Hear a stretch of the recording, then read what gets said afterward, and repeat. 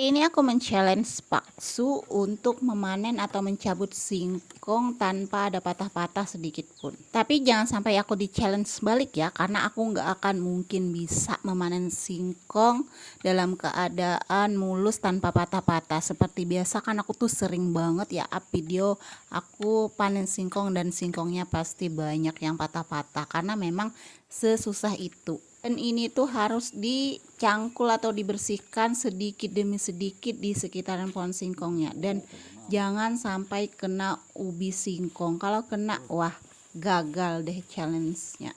Tapi belum apa-apaan, di sini tuh udah kena, gengs. Cangkulnya tuh udah kena. Tuh kan kalian lihat singkongnya udah kena sedikit dan ada kayak patah sedikit lah ya kayak gitu. Dan ini hasil panen singkong di pohon yang pertama.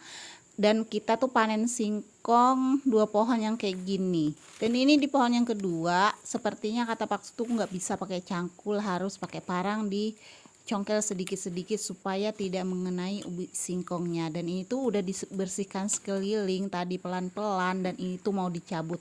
Tapi ternyata masih ada yang nyangkut, dan diperiksa yang nyangkutnya di sebelah mana, dan di sebelah situlah dicongkel-congkel lagi supaya tidak ada yang nyangkut biar mudah ngangkat dan gak ada yang patah. Tapi di 2 pohon ini tuh Paksu tuh kurang suka dengan bentuknya, sepertinya katanya tuh kurang rapi, bentukan ubinya tuh kayak nggak jelas kayak gitu, dan kalau diberdirikan tuh kayak miring, nggak bisa rata. Karena ini singkong sebenarnya untuk kita bawa gereja ya guys. Jadi di gereja kami tuh ada hari kurban syukur istimewa dalam 1 tahun sekali, dan itu di bulan Oktober, dan kami bawa untuk ditaruh di depan atau di dekat mimbar untuk merayakan hari kurban syukur tersebut.